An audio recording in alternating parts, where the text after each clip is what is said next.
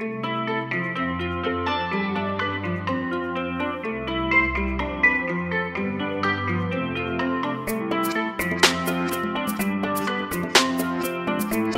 lundi 26 juin 2023, le Premier ministre Patrick Achi lancera en présence des ministres Daopoulin Mamadou Touré et Nguessan Kofi le programme de recrutement, de formation et d'insertion de 5000 jeunes dans le métier des sports. Dans ce numéro, Serge Alain Ayekoué, docteur en économie du sport et conseiller technique au ministère des Sports, livre les détails de cet important projet gouvernemental pour la jeunesse. Bienvenue à tous et à toutes sur la meilleure web TV 2022. Pouvez-vous vous présenter aux téléspectateurs et internautes de l'Intelligent TV? Bien, merci beaucoup de m'accorder donc cet entretien au journal L'Intelligent, presse et audiovisuel. Je suis M. Ayekoué Serge Alain, docteur en économie du sport, chef du service recherche en STAPS à l'INGS d'Abidjan et conseiller technique du ministre des Sports en charge de l'économie du sport. Que doit-on entendre par les métiers des sports?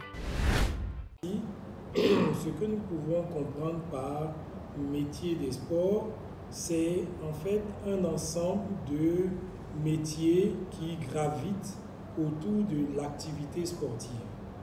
Vous savez que de façon officielle, on a un institut de formation qui est l'INGS d'Abidjan qui forme déjà dans le domaine du sport des entraîneurs sportifs, des enseignants d'éducation physique et sportive, des managers d'organisations publiques sportives et des professeurs d'activité physique adaptée.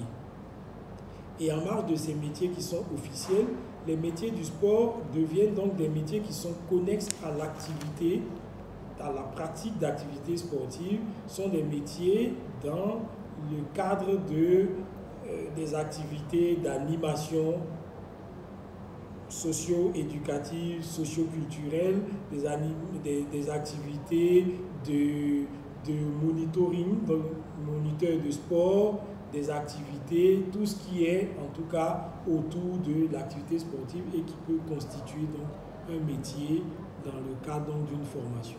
De façon pratique, peut-on dire que l'activité de ramasseur de balles figure parmi les métiers des sports?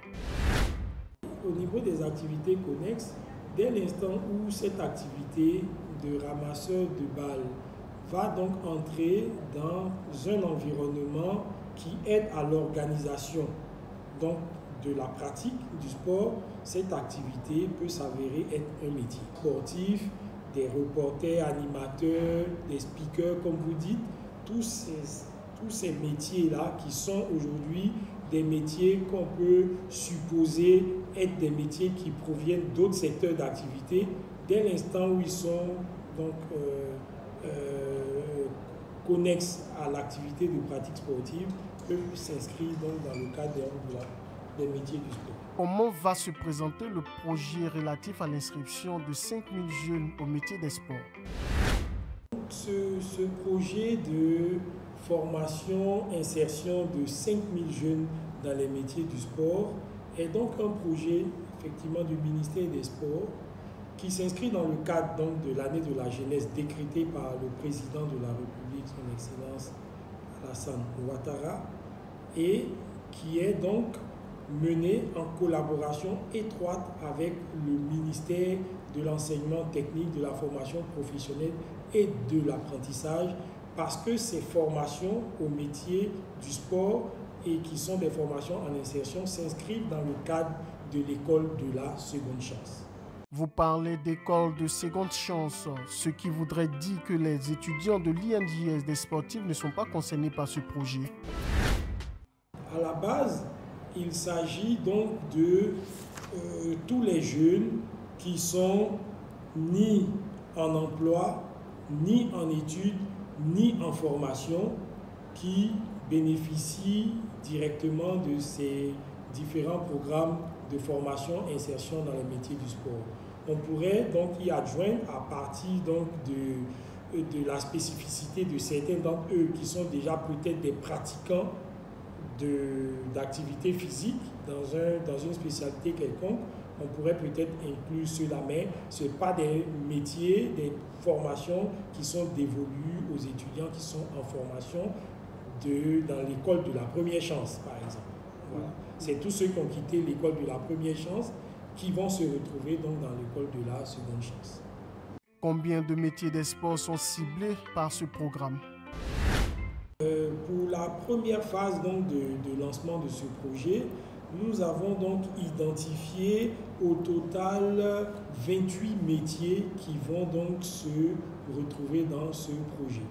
28 métiers en allant du moniteur sportif au moniteur de fitness, du maître nageur sauveteur, du vendeur d'articles de sport au détail, du gestionnaire d'équipements d'installations sportives, de fabricant d'articles et équipements du sport, de reporter photographe, d'agent d'accueil, de stadier, de contrôleur d'accès dans un établissement recevant du public, d'opérateur vidéosurveillance, d'opérateur son et lumière, d'agent de maintenance, réparation et entretien de pelouses naturelles et synthétiques, d'agent d'entretien de maintenance de piscine, d'électricien bâtiment, d'électronicien option DEL et LED, d'agent de froid et climatisation, d'agent de construction métallique et soudure, de plombier, de menuisier, de peintre, de maçon, d'ouvriers pépiniéristes spécialisés en plantage de gazon, de secouristes, de masseurs bien-être et spa, d'alphabétiseurs numériques, de métiers d'art et décoration et de pâtissier.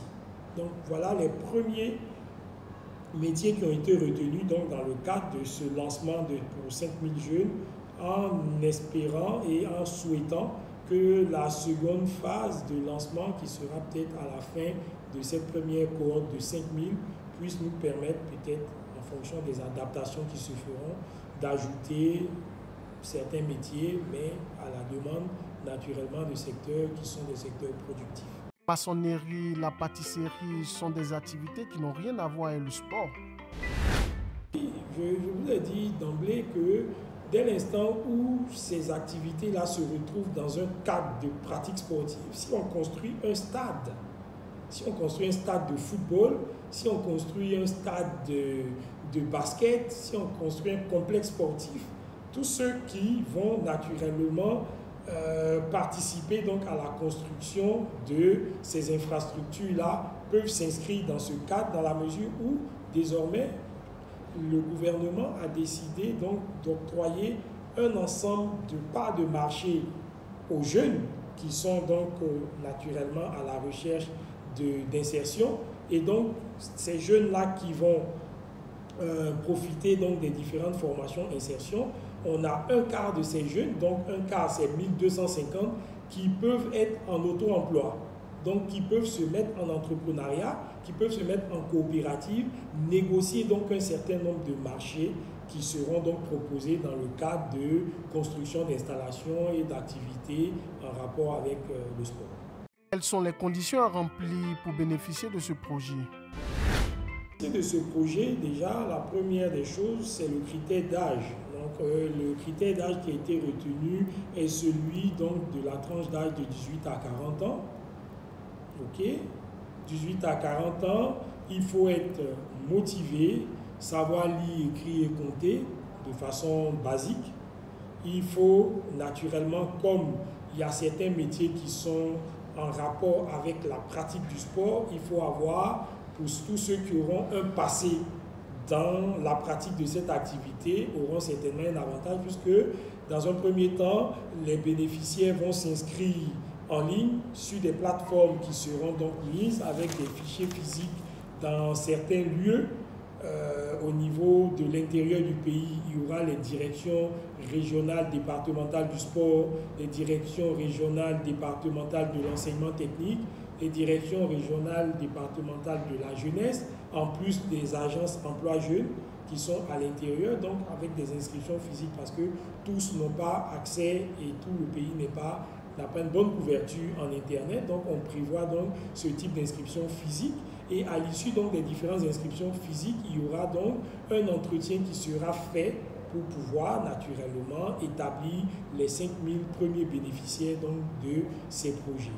Donc, comme je vous ai dit, il faut être dans la tranche d'âge de 18 à 40 ans, être motivé et d'aventure. Si vous avez un passé de pratiquant de sport dans une discipline quelconque dans laquelle vous postulez, ça peut être peut-être un avantage au cours des entretiens qui vont être faits pour les sélections définitives. Et si le candidat n'a pas cet avantage? On vous dit que ça peut être un avantage. Le critère n'est pas le fait de pratiquer, puisque nous ne lançons pas ce projet-là pour les pratiquants du sport qui n'ont pas d'insertion pratique. On lance le projet pour l'ensemble de la population ivoirienne. Vous savez que nous sommes 29 millions pratiquement d'habitants. Sur les 25 millions, on a pratiquement 75,6% de moins de 35 ans. Et dans ces 75,6%, nous avons une forte population. En 2016, on avait identifié plus d'1 million de jeunes qui n'avaient pas de possibilité de formation d'insertion. Et ce nombre-là a augmenté en 2019 autour de 2 à 3 millions.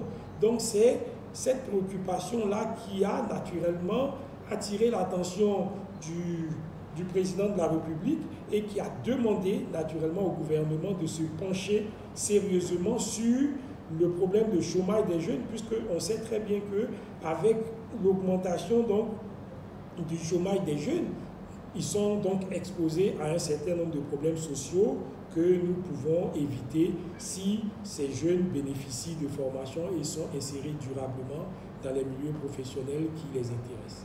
Quel est le mode opératoire de ce type de formation?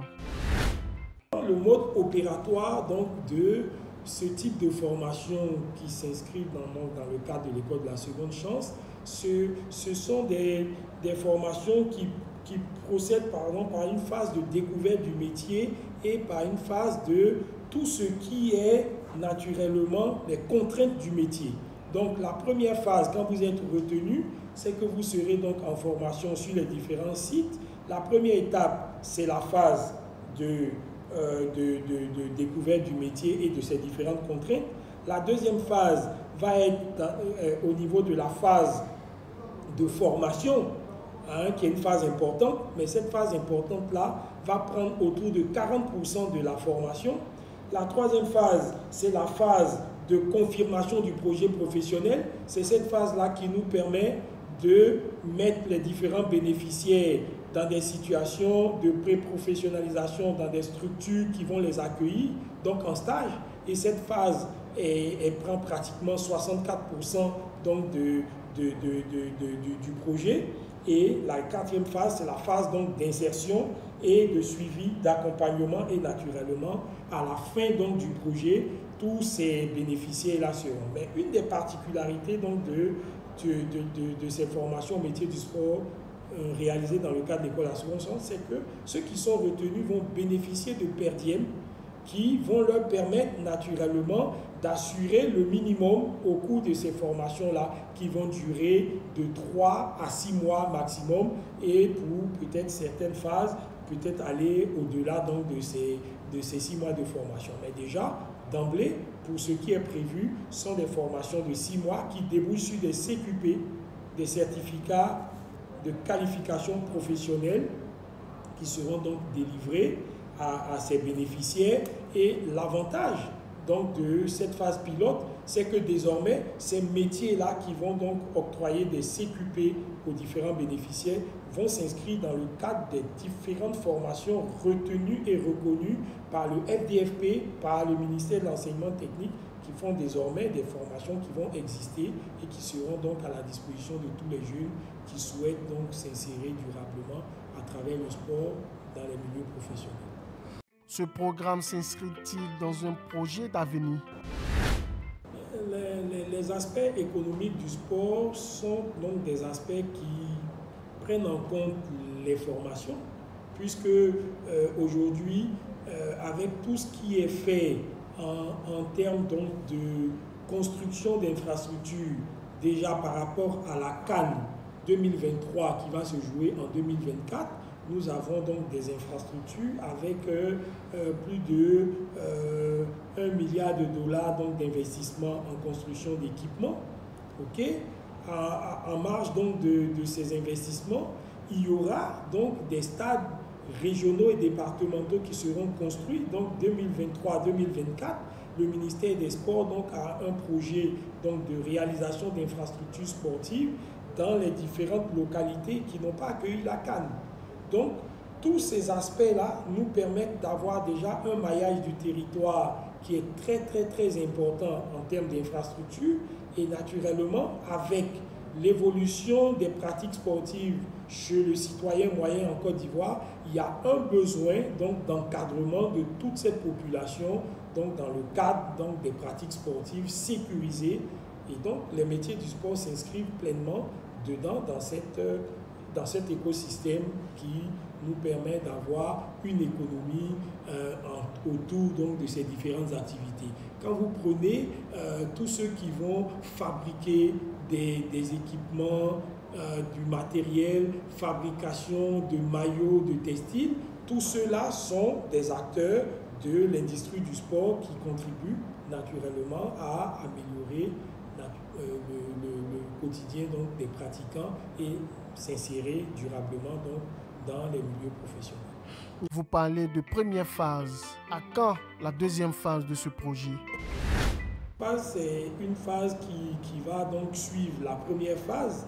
La première phase étant donc de pratiquement 6 mois. Quand on aura donc fini cette phase, après avoir fait le bilan et les évaluations, ce qui est important pour nous, et donc dans l'une de vos questions, j'avais eu l'impression que j'allais avoir cette question-là, c'est que effectivement les insertions se font de façon durable dans des structures qui sont demandeuses. Et donc la première phase nous permet naturellement de déployer ces différentes formations et d'insérer, tout en communiquant auprès des autres structures pour que, pour les phases futures, la demande se fasse plus forte et que les différentes structures qui vont accueillir soient même des acteurs dans le montage des différentes formations, de sorte qu'on ait une meilleure adaptation, formation, emploi pour les différents utilisateurs donc, de ces bénéficiaires donc, de formation au métier du sport. Le tableau des métiers des sports présenté est pour la plupart en rapport avec la gestion des stades. L'État va-t-il se servir de ces jeunes formés à l'effet de l'entretien des stades? C'est le but. Le but, c'est qu'il y a toute une chaîne de valeur qui entoure les différents métiers. Et comme je vous avais dit tantôt, à l'INGS, nous formons des professeurs de lycée, naturellement avec des différentes options. Il y a l'option management du sport, ce sont des acteurs qui interviennent au niveau de l'Office national des sports généralement. Et vous savez que l'Office national des sports a en charge la gestion de tous les équipements sportifs de l'État de Côte d'Ivoire. Donc, à l'issue de la CAN, quand tous ces équipements seront reversés donc, dans le patrimoine donc, de l'Office national des sports, qui est donc une direction générale donc, du ministère des Sports, il va bien falloir avoir un certain nombre d'agents pour gérer ces équipements, les entretenir, et c'est pour ça que vous voyez qu'il y a certains métiers, peut-être au niveau de entretien de pelouse synthétique, naturelle, pépiniéristes, ouvriers pépiniéristes spécialisés en plantage de gazon, tout cela seront donc dans les chaînes de valeur qui vont permettre l'entretien durable de ces équipements-là pour ne pas qu'ils tombent en désétude et en dégradation, comme ça a été le cas dans certains autres pays qui n'ont pas pris un certain nombre d'initiatives pour pouvoir donc assurer la gestion des différents équipements après des compétitions importantes comme celle de la Coupe d'Afrique des Nations de football par exemple. Votre mot de la fin. C'est moi qui vous remercie et à travers moi l'INGS qui nous reçoit aujourd'hui dans les locaux et surtout le ministère des Sports qui naturellement est très reconnaissant avec tous ses partenaires donc, dans ce projet-là.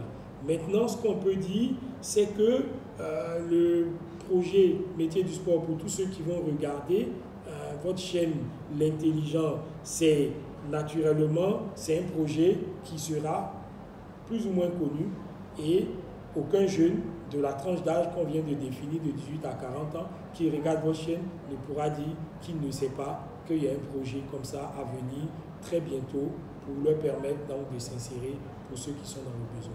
C'est ici que prend fin ce numéro de votre émission À vous la parole. Merci de votre attention et à très bientôt pour d'autres sujets sur l'intelligent.tv. Au revoir.